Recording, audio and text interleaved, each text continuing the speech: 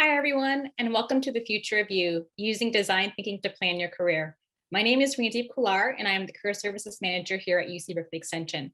Let's get started by introducing our presenter today, Jeff Hyatt. Jeff is the CEO and co-founder of the Berkeley Innovation Group and a lecturer at the Haas School of Business here at UC Berkeley, as well as Berkeley Global. Thank you, Jeff, for being here with us today. Thank you, Randeep. It's a pleasure to be here, and it's a pleasure to address so many folks from around the world as you're reimagining what work looks like and how you find your place in the world. So I'm going to give today's talk mainly from the perspective of how to find that role for yourself. And so even if you do currently have a role, it's how do you use this opportunity, which candidly, I believe is probably a once in a decade, if not once in a career opportunity, meaning the disruption we've seen from COVID, the political upheaval we've seen in the United States and in Europe with Brexit, and obviously with with the push for social justice and gender equality and so forth. Like, there's no better time to, the status quo has never been disrupted like this, and it's your opportunity to take advantage of it. So let's jump into the talk, and then again, please share your experiences in the chat or in the Q&A. Randeep will be curating them, and we'll have plenty of time for questions towards the end. Well, this is a statistic from the Gallup organization, which is a global polling organization. They did a report called The State of the Global Workforce. And particularly in the United States and Canada, 69% of employees said they were not engaged or are actively disengaged in their jobs. Interesting. And the good news behind this statistic is that the United States and Canada actually had the most engaged workforce at 31%, whereas other countries, or the mean around the world, was somewhere closer to 80%. So you can imagine almost 4 out of 5 people reporting as being disengaged or actively disengaged in their work. It was really striking when I saw that. And in the innovation world, I jokingly say long-term thinking in an organization is literally to the person's next paycheck. And that because they have rent, a mortgage, a car payment, student loan payments, etc. It's structured in a way where, again, 4 out of 5 people are on Sunday night are not really pumped about what's going to happen Monday morning. And that's, to me, I'm a designer, right? I look at situations and I just have to say there's got to be a better way. So with that said, what are we going to do with all of our colleagues who are at home and look to get back into the workforce? And so with that, we say, when offices reopen, 86% of office employees would prefer to continue working from home. So I have 69% of my workforce saying they're actively disengaged, they're disengaged or actively disengaged. And then 9 out of 10 want to stay home. That doesn't speak much for, and this is a survey from Glassdoor just completed last week. So where's the opportunity in this? As Randeep mentioned, I teach in the global program, particularly in the entrepreneurship curriculum. And like, it's the students that I meet are so energized and so empowered and so excited about the opportunities that lay before them. And then I see statistics like this, and I just see this absolute disconnect. And I have to believe that there's a better way. And so when I have that feeling of a better way, I turn to the skill set that I have used probably over the last 10 years to great benefit. And that is the mindset and process of design thinking. So when we think about the design thinking process, what do we look at? Well, there's the double diamond model, which is the British Design Council came up with this, I believe, in 2005. And it's so if you think linearly, right, in a time context, it's this alternating, diverging, and converging process. And I'm totally not paying design thinking credit, but you'll understand that it's basically, if somebody asks you what's design thinking, it's the process of understanding the opportunity so that we ensure we're answering the right questions. It's not about having the right answer, because you could have the right answer to the wrong question, and that's not going to get you where you need to go. what we need to do is we need to emphasize asking the right question. And so we start by diverging, discovering, learning new things, then define that space into that insight. Understand that insight, develop potential solutions, and then deliver solutions that work.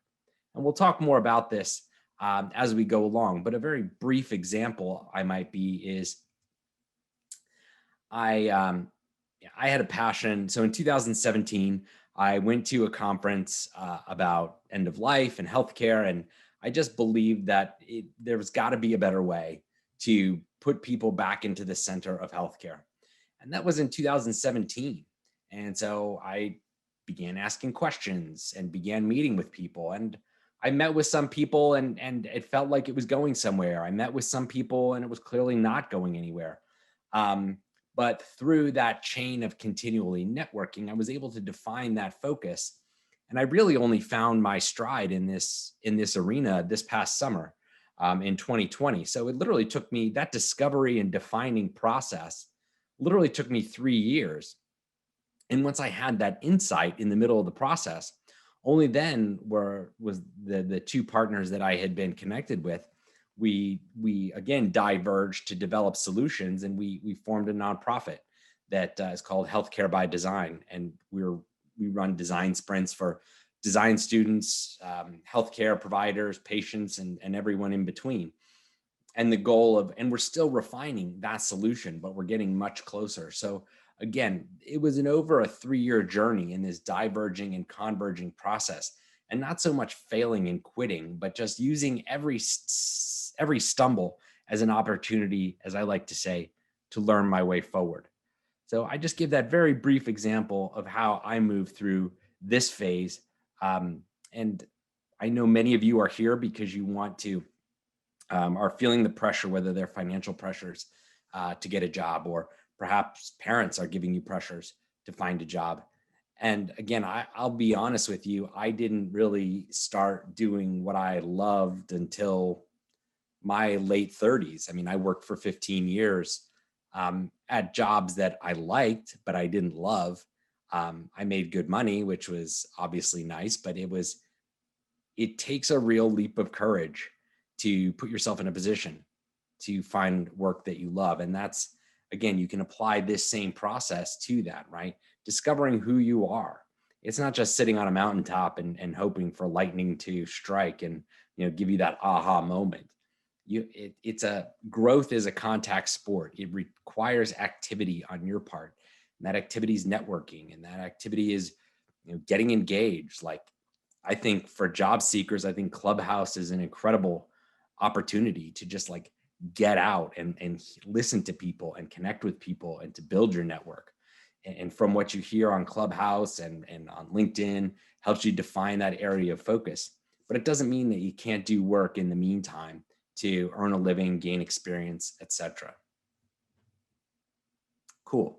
Well, underlying the design thinking process, which I just shared, the diverge, converge, sort of double diamond process, I say beneath that is a mindset. So an innovation is an outcome. It's a product or service, it's a solution, but that's a noun, that's a thing. How do you create that thing? Well, you need to have a process. Okay, well, is that just some rote process that I'm to blindly follow? Or is it really a mindset underneath that I need to embrace? And that's what I want to share with you here, is a bit about the design thinking mindset to move from being inspired by to inspired to. Let me tell you a little bit about this. Is in the picture in the top right, this woman is clearly taking in the beauty of some art, as some sculpture, and she's observing it, and who knows what that may inspire her to be. I remember a lot of times when I was coming into work very early in the morning, I was working in market hours here in the finance industry in San Francisco. So we had to be at work at like 6 a.m. But my office looked out east over the bay and over the Berkeley Hills. And so every morning I would get to watch the sunrise over the hills. And that was very inspiring. And it oftentimes gave me the energy to get into work, to be able to observe that thing of beauty. But it never moved me to action. And so on the bottom, you see the picture of the woman who's taking that inspiration to action. So the first thing I would encourage each of you to do is think of the things that inspire you. What are you inspired by? And just take a moment and jot down 3 things that you are inspired by. I'm inspired by the belief in a better way. I'm inspired by bringing others along for the journey with me, which is why I love teaching so much. And frankly, I'm inspired by the opportunity to have a balanced career that allows me to spend time with my daughter. My daughter's 6 years old, and she's in first grade, but I'm able to spend like 2 or 3 hours a day with her. And that's just really important. And so I took those 3 real core beliefs and I imagined, what does that look like? Everything else set aside, what does that look like? Well, it brought me into teaching, and I'm able to teach at UC Berkeley, the global program. I teach design thinking at Haas, and I also teach at Mills College, which is another a woman's only college here in the San Francisco Bay Area. And the point being is that I'm always looking for opportunities to get repetitions, to practice what I want to do. As I mentioned with Healthcare by Design, I run the design sprints on weekends for free. I don't charge any money because I believe that it's more important to spread the knowledge. Money's not made from knowledge, right? Money's made from the application of knowledge. So for me to disseminate that knowledge, it's like a public service. And it's amazing the network that I build when I bring that up. And so again, when you find that thing that you love, try and find as many ways to do it as possible. Get the repetitions in. Don't worry about the money. The money will come. But just get out there and make a name for yourself. And as I said before, I think Clubhouse is an incredible, I have no vested interest in Clubhouse, but I just think it's a really awesome way to help you get your name out there in a less crowded space. And then second to that, once you kind of find that, as I said, my second piece was helping others along the way. So not only do I like to teach, I like to mentor. And I take every semester, I get students with awesome business ideas, and I can't wait to mentor them throughout the semester. And for me, that real aha moment when I'm teaching is when I switch from students having to be in my class, meaning it's on their schedule, they signed up for it, they have to take it, to that moment where students get excited to come to my class. They come to my class because they want to. And I was talking with a group last week, and they're like, hey, like, can we just meet with you for a half hour after every class for the rest of the semester? Like, of course, let's go. You know, in that sense, my time is free when I give it away to others. As I like to say, you don't go broke giving away your talents. And that's a real defining thought for me. Another really defining thought for me is this idea that if you help others to climb the mountain, you will inevitably get closer to the top of that mountain yourself. And I don't mean that in a financial sense, right? But it's just, you will get higher. You will have a broader view. You will have a bigger network. You will have a bigger influence. You know, I get the pleasure of every Monday mentoring for an hour. I get to mentor a group of students at Tuskegee University in Alabama, and they're working on a startup, and I get an hour with these kids, and it's just amazing. It's just an incredible, and that sense of fulfillment is what I just carry over into being a parent. And teaching makes me a better parent. Like, you know, my daughter, I don't just, if my daughter's stumbling with something, I think it's obviously easy for me to just take it from her and do it. Or is it better if I just ask her, like, how do you think? Or how do you think that works? Or what will happen if? And it's that idea, that curiosity, that beginner's mindset that we really want to jump into. So again, I ask each of you, whether it's during this talk, if you have now, and if you have your 3 idea, if you have your idea, go for it. You know, write your 3 things down right now. And if you don't have an idea, but you want to spend some time and think about it after class, that's cool. But then take those 3 superpowers of yours, or what inspires you, and then how do you go out into the world to make that change? if you want to say, okay, Jeff, that's great, but like, what are the real tactics? That's a nice strategy. That's a nice story. But what are the tactics underneath that? These mindsets are from a paper that was written in 2018, where the authors did a survey of surveys, if you will. They reviewed the literature, and through a synthesis, a clustering analysis, they identified some of the top mindsets as articulated in over 100 academic journals about design thinking. And I'll go through these very briefly with you because I don't want to spend too much time. But I just want to, even if you practice 1, 2, 3 of these, you will be so far ahead of those around you. So again, if we're practicing these mindsets that I'm showing you here, you use them to empower you to move from being inspired by to inspired to get to that point where then you're following that design thinking process of diverging and converging. You will find yourself answering the right question for you, which will give you that career that makes you feel fulfilled. And as I said, makes you want to go from being the majority of unengaged or disengaged to being that minority that's actually pursuing and thriving in that world. But the first one's creativity, and creativity is not necessarily an artistic expression. I believe you can be very creative in how you manage people. I believe you can be very creative in how you apply business models to challenges. And so I certainly encourage you to embrace that side of creativity, however you choose to express it. Empathy is the word is table stakes, as I like to say. So if you're playing poker or a card game and you've got to ante up before the hand, that's table stakes. It's just what you have to do to play the game. If you really want to build a solution or a career, I should say, around your passions, then you have to have empathy, not only for others, but also empathy for yourself. And empathy is not sympathy, right? It's not just a pat on the back, oh, that's too bad, but it's really getting in and understanding people's motivations and designing for them and their needs to get them to keep coming back because they want to. Optimism is this sense of, as I like to say, there's just got to be a better way.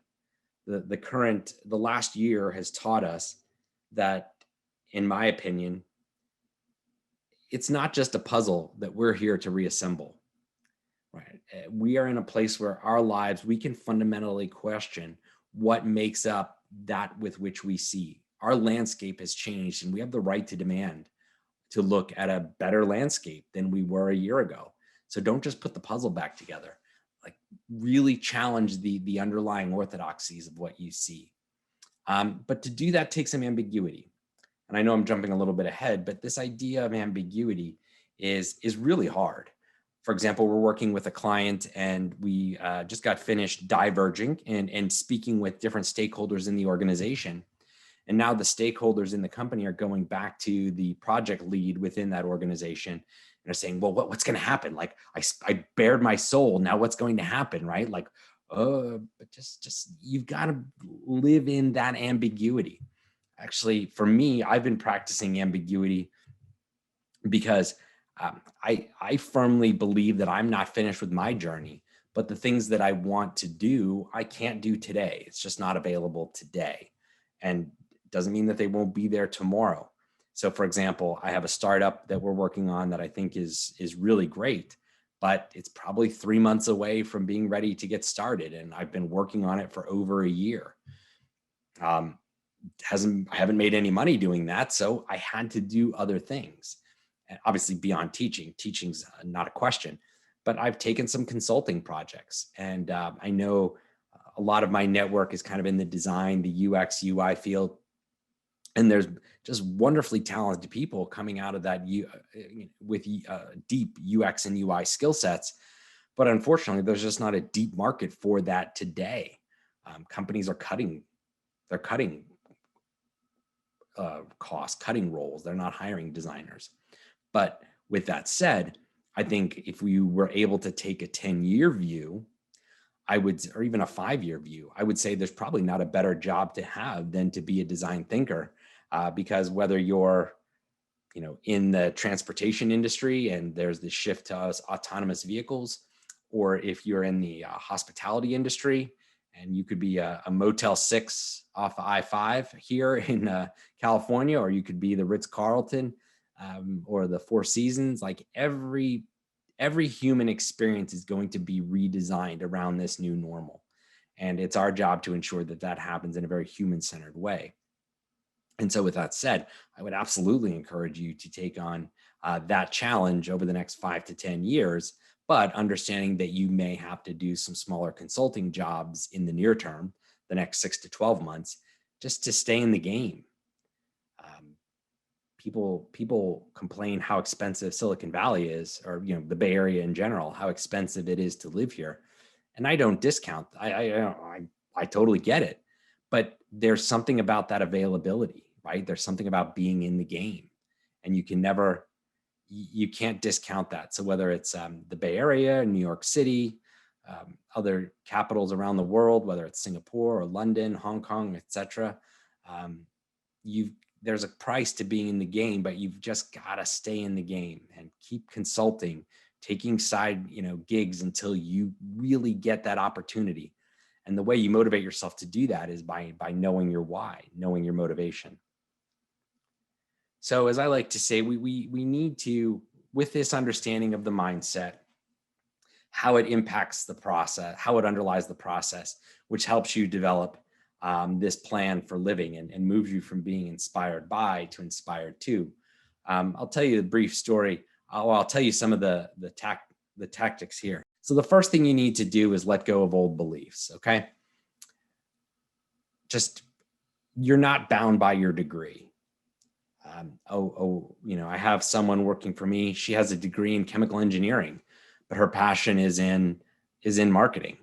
And she is going after her heart. She's going after her passion, and she believes, so she made the transition into marketing, but her first role in marketing was not really that big of an impact, in her words. She said, I don't need to just figure out how to sell more cheap ice cream. Like, I want to do something that has some meaning and some depth to it. And luckily we were able to match up and provide something really fulfilling for her. But the point being is that it's not linear. She wasn't bound by her degree. Another thing is, it's very easy, particularly in technology, it's very easy to look around and say, well, others are succeeding and I'm not.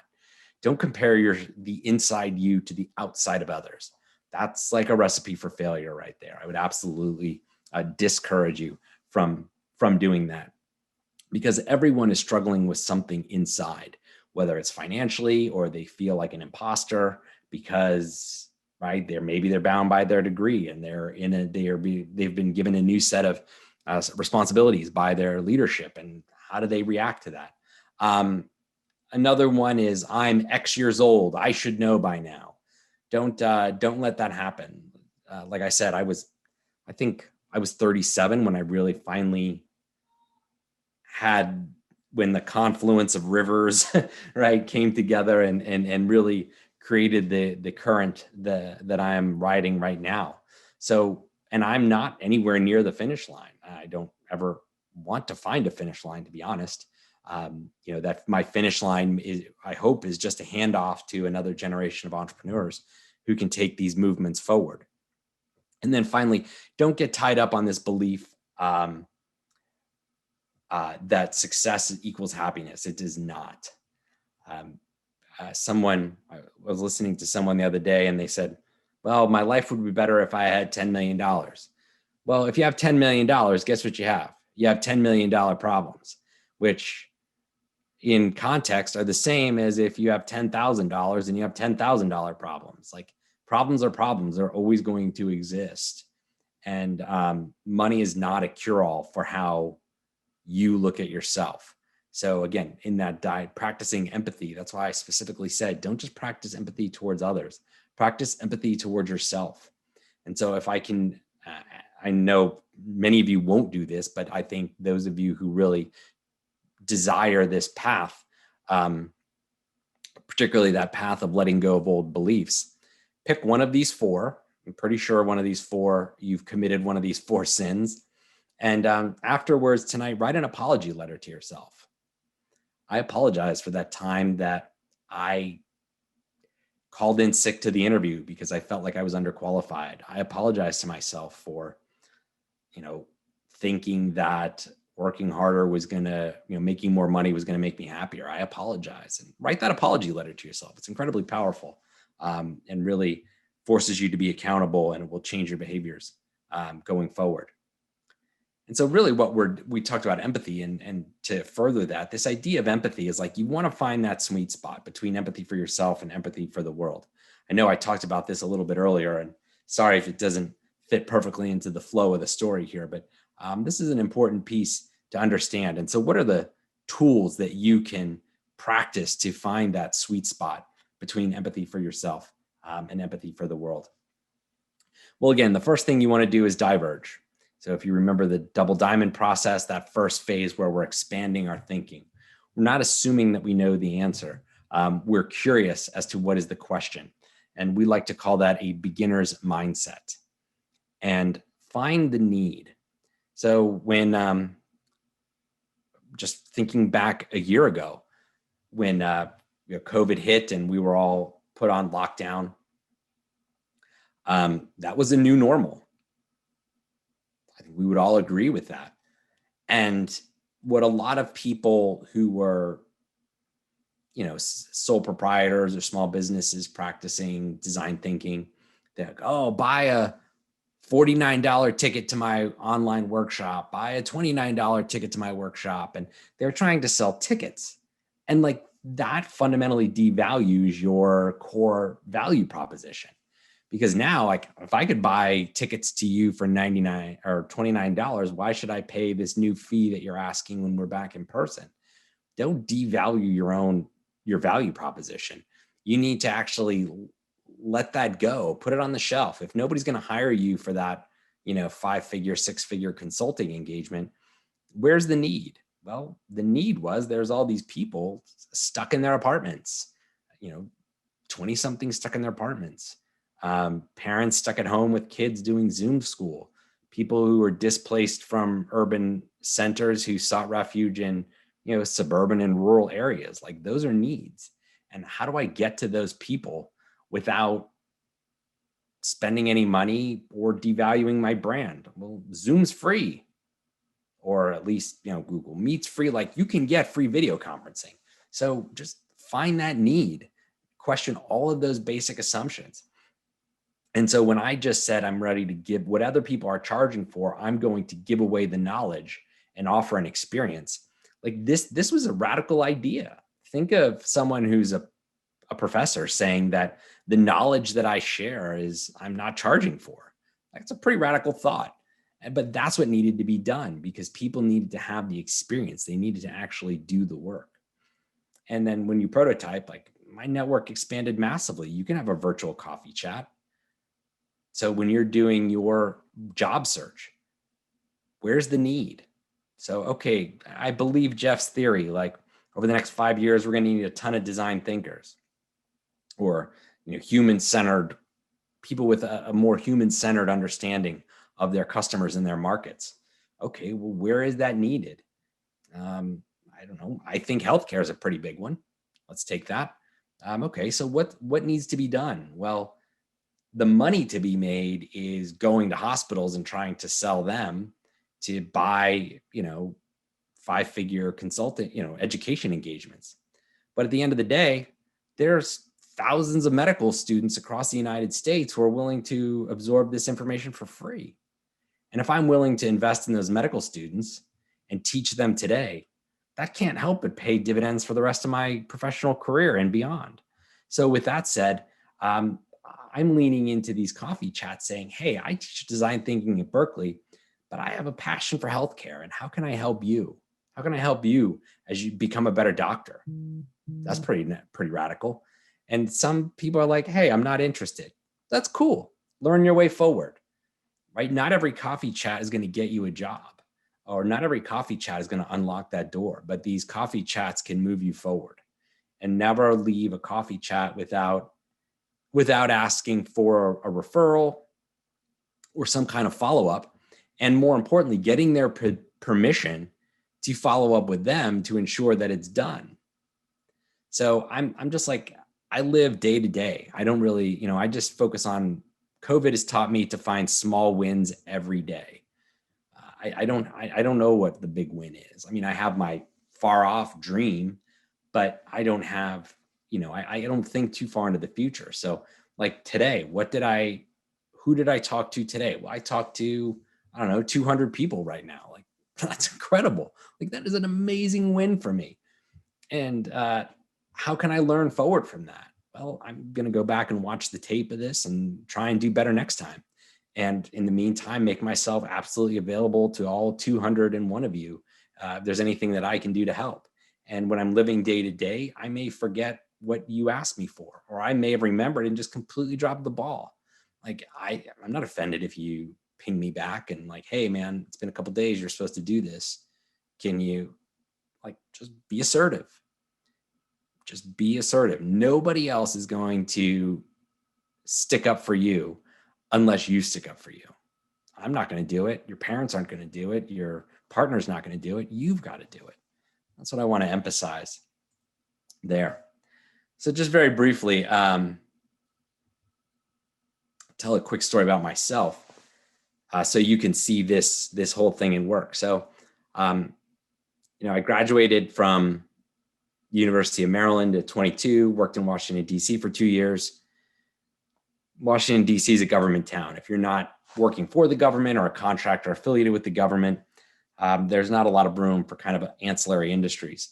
So I packed 2 suitcases. I bought a one-way ticket to San Francisco. I knew one person here. She let me crash on her couch for 2 weeks. And my first job was at Nordstrom, downtown, selling shirts and ties. But I had a degree in finance, and that helped me secure a job in San Francisco. And my first job was literally because a woman went on maternity leave, and I got a 5-month contract at a pretty prestigious financial institution here. But I was an assistant. I wasn't anything fancy. I worked my way up there and built a network that when the finance industry had a pullback in 2009, I was able to transition into renewables. And the person who got me that job in renewables was the renewable energy analyst at the bank. He had contacts in the industry. I had helped him throughout my time, and he made that connection for me. That wasn't by accident, but clearly when I landed with 2 suitcases, did I ever think that, within 7 years, I would have sold enough solar panels to power 50,000 homes? That's kind of a big jump, right? But that's what I did, and by constantly networking. And the most important thing, as I said, is not everybody's going to help you, and it's to not waste time trying to convince someone to help you who won't help you, but to spend your time building the relationships with the people who will help you. And then I transitioned. I went to Haas and got my MBA, and that allowed me to transition from a salesperson to a sales leader. So this picture here is my first day of work in my new management job. I was all excited. But after 2 years, I got laid off from that job when they were acquired.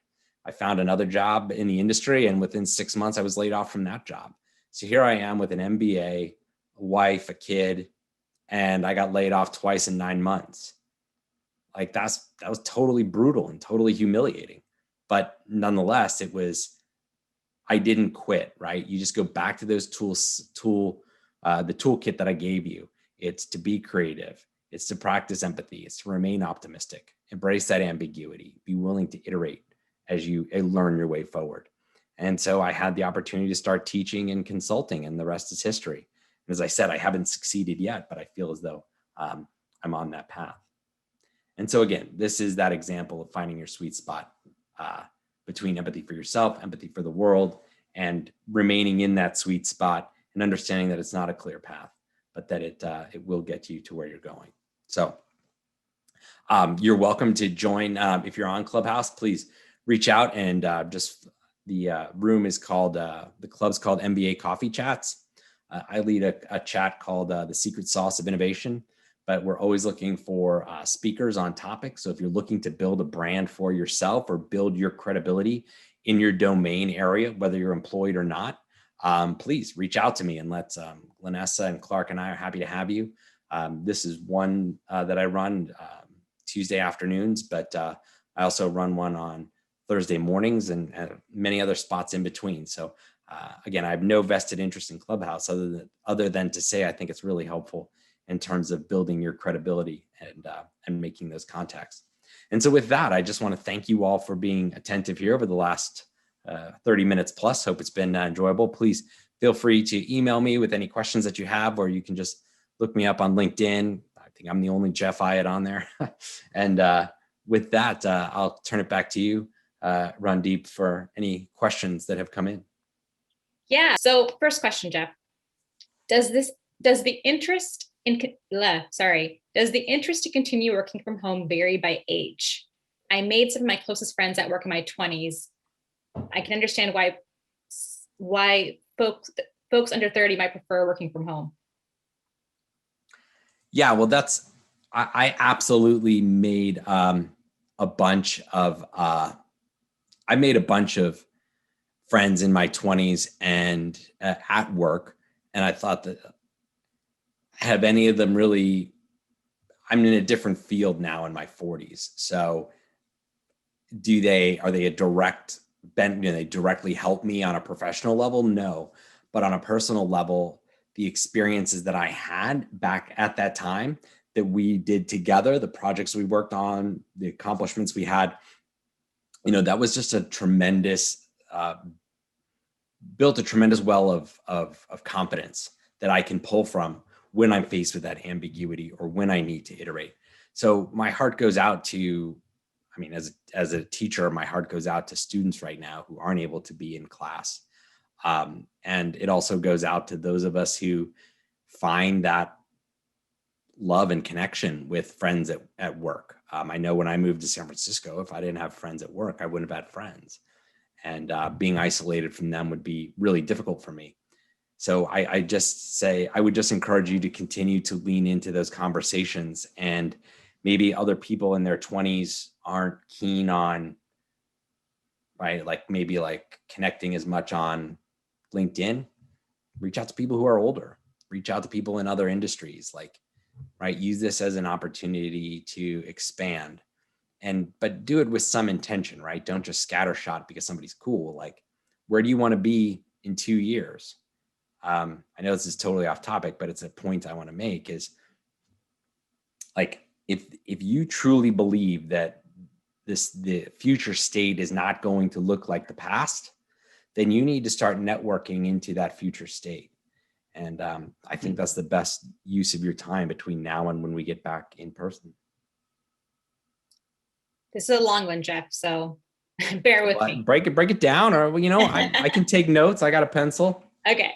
So with key stakeholders like Carl Schwab of the World Economic Forum mentioning how they are imagining a new world through what they coin as the Great Reset and the impact on 5 key macro categories: economic, societal, geopolitical, environmental, and technological factors.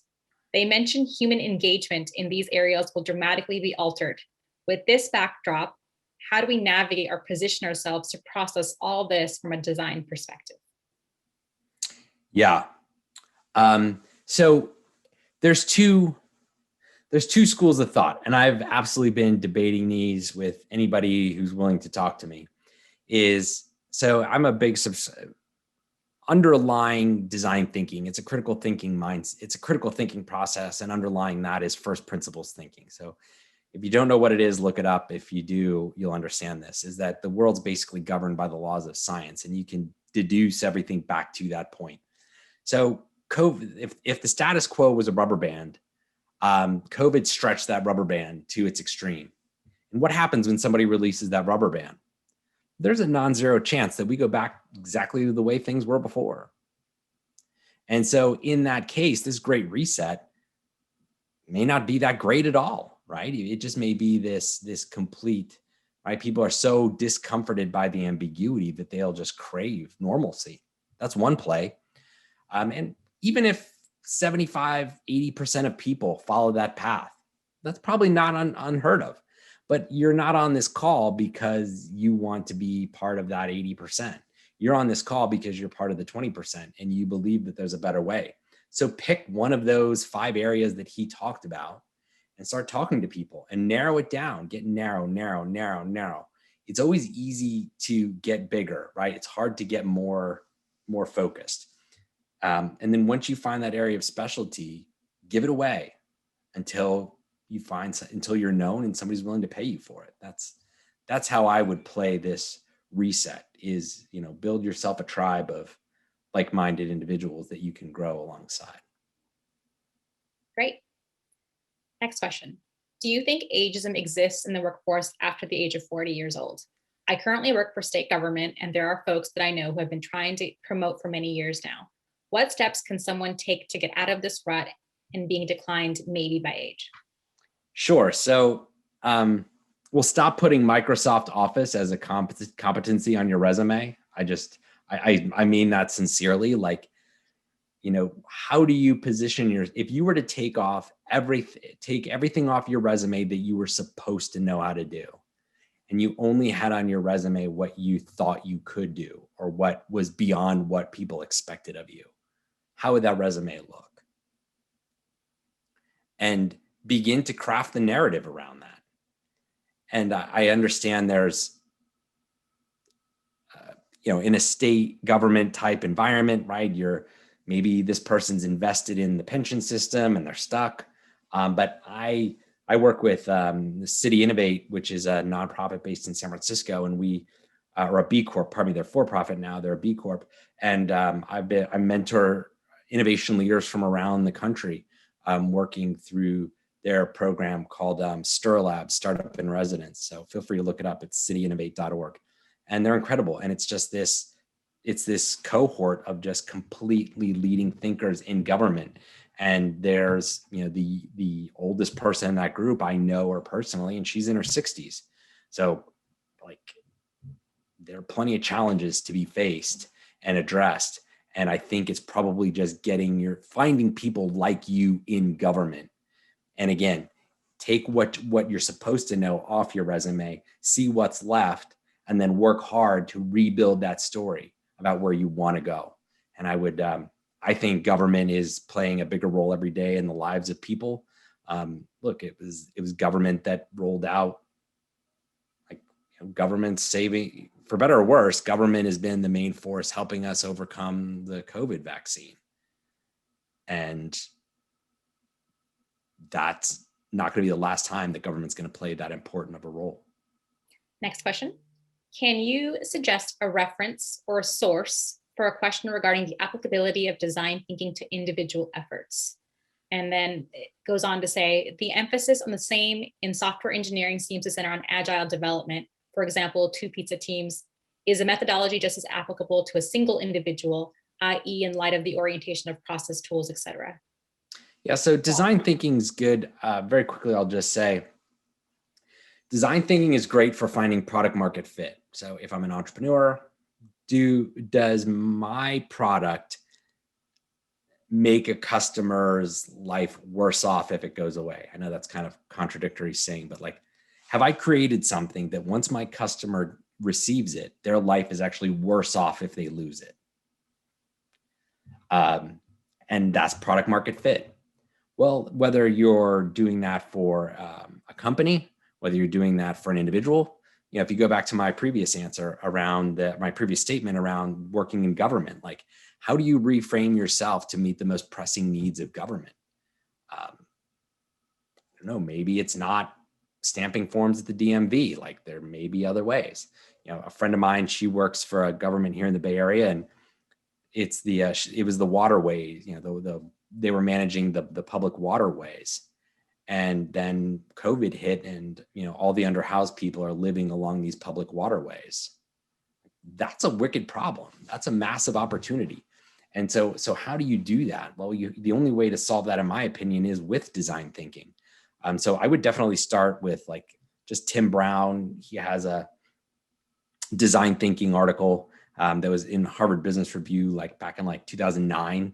You can get it for free off the IDEO website, and just read that and get that real foundational piece, because it's once you have product market fit, whether it's for a product, service, or just yourself as a resource, once you scale, that's not the job of design thinking, right? That's lean startup. And then once you hit that maximum elevation and the goal is to continue on and sustain that, then that becomes what you say is the agile, the agile mindset and the agile processes of sustainment and incremental improvement.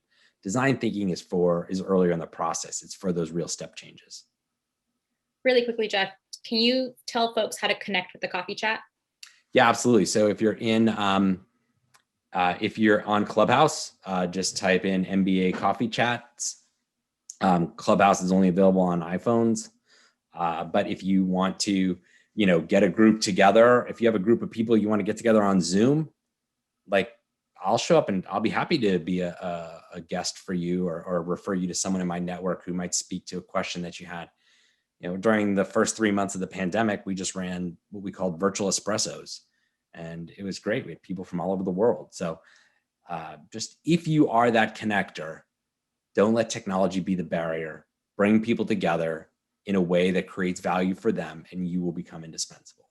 Another request for resources. Do you happen to have a list of nonprofits for trying a passion on for size?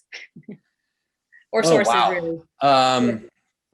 For trying a passion on for size. Yeah. So I think I'm missing a little piece of that. Like, for the list of sources of nonprofits. I'm not really getting the question, unfortunately, but if you want to just email me something a little bit tighter, I'm right. I'm not sure to read it, whether you're a nonprofit looking for resources or a nonprofit where you can apply these. So hit me up with that question and I can go a little bit deeper. Great. Oh, how do you continue to develop your interpersonal skills, especially with COVID-19?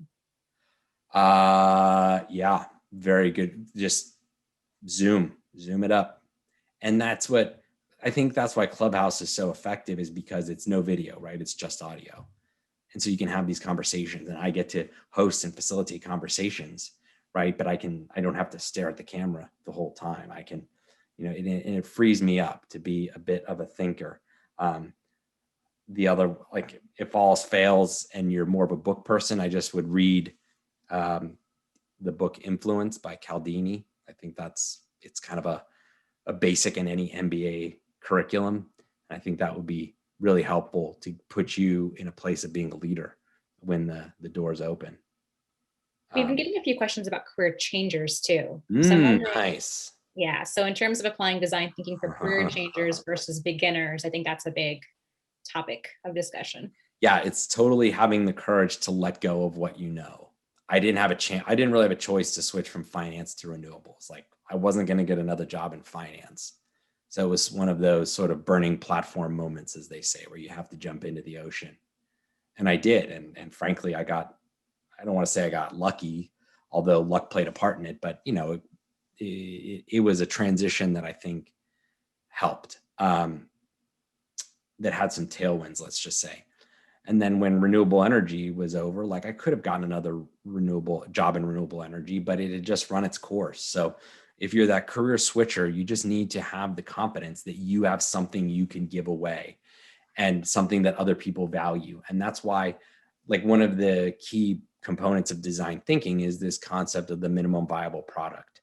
So how do I create a prototype that, first of all, your first prototype should be free and your second prototype shouldn't cost you more than $100. So, hosting a room on Clubhouse is free. See who shows up. I was going to start a podcast and they're like, well, what if you start a podcast and spend a couple $1,000s and nobody shows up? Nobody listens to it. It was a waste. Clubhouse is free. So do that. The first experiment should be free. So you're doing job A, but identify your superpower and go out and give it away for free. Then run an experiment that costs you $100 to iterate on your original hypothesis. And if you find people that are willing to pay you for that superpower, or can't get enough of your superpower and you see a path to monetizing it, then that's the time to jump. But don't just blindly jump. Run these small iterative experiments in the background. And related to that, how do you recommend highlighting transitional skills when applying to jobs while in the midst of changing careers? It's all about telling a story. So what do those people need? I often, I may interview someone and they say, oh, I have great interpersonal skills. Well, that's great. you're assuming I need those. And even if I do need those on my team, like what's the context? Why do I need them? Well, your customers are going to be coming. Your customers over the last year have been scattered to the wind. And even if they're repeat customers coming back to your brand, you don't know what has happened to them over the last year. And so how can you almost become a brand of what I think, I'm pretending I'm the interviewee, right? I think your brand needs to position itself as a place of safety and comfort.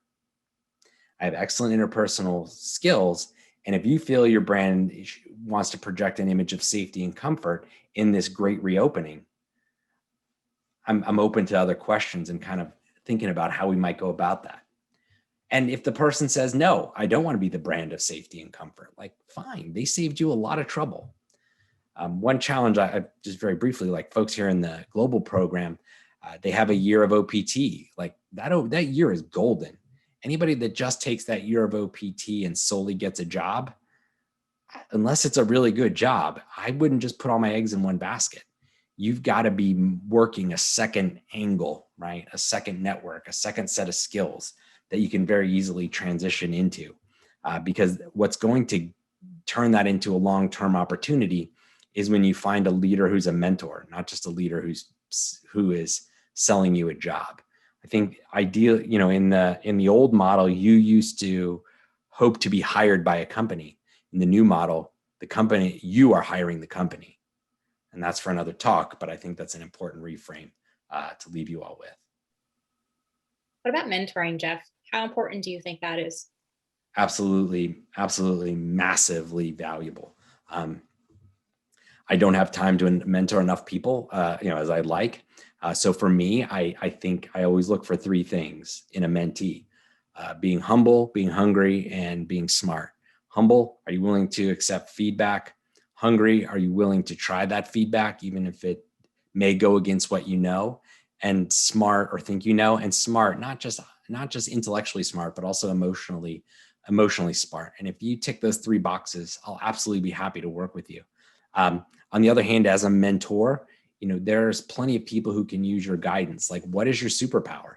Seek out people that can help you, because as a lone voice, you don't have as much authority as if you have 10, 12, 20, 50, 100 people, that are following you on social media and responding to your posts. And so in that sense, like, how can you mentor others to help build your tailwind? I think that's another key skill. This is a fun question. Well, I think it's fun. How would you explain the double diamond design process to a child? Excellent. So when you're cooking, so when we go into the kitchen, my wife opens the cookbook, and her and my daughter dutifully follow the recipe, and they make great food. I let my daughter in the kitchen, and I'm like, what do you like? What do you see? She puts vinegar and capers and rainbow sprinkles and everything else. And I just say, oh, well, what did you learn? And the learning is enough. It's more, the learning is as valuable as, right? Because that's a prototype. So yeah, I kind of put some guide rails, but I let them go and let them explore. And then I ask them, what is their takeaway? And once you have their takeaway, then that's diverge and converge, and you can do that, on into the future. That was a great question, by the way. I'm going to use that tonight. I'm teaching at Mills, and I'm going to use that at Mills tonight. So whoever wrote that, great question. Last question. What is the most common misconception that people make when applying design thinking to careers or when planning their career? That you go in thinking you know what you want. I want a job in marketing, and so, but I'm going to be totally open-minded. It just has to be in marketing. And yeah, you can't go in like that, right? Because you have to go in saying, these are my superpowers. And if that applies to marketing, that's great. But I was listening to a talk yesterday, and the person was saying, like, I was a finance person and I got laid off from finance, and I found a marketing role that they wanted some pretty in-depth analysis of social media metrics. Well, I'm pretty good with numbers. whether it's money or social media metrics, I can analyze that, and I drove results over here, and can I drive those results over here? And I think that's, powerful. I saw Deirdre's question. I want to just catch to this. I've recently laid off from a job I was at for 10 years. Do you have suggestions on how I can use this opportunity to try something new? Like, yes, you have to double down on your superpower. Like, what is your superpower? What gets you out of bed in the morning? What are you the most excited about? What would you do for free? And then just go out and do it. And don't do it once. When I say do it, like blog about it, talk about it, coffee chat with other people about it, completely build up as much momentum as you can. And then with that story, take it out into the world. And that's, please email me, Deidre, happy to talk more about it. But in a nutshell, that's how I would do it. Thank you so much, Jeff. We are hitting time. Sorry, folks. I know we have a lot of other questions that we didn't get to, but you have Jeff's email, and it sounds like he's very open to having you reach out to him. So I highly recommend you do that. Jeff, again, thank you so much for your great insights. This was a pleasure. And I'm so honored to be part of the global program, and I'm honored that you thought to allow me to give this talk. So I'm grateful. Thank you. Thank you again so much, Jeff, to you and to our audience.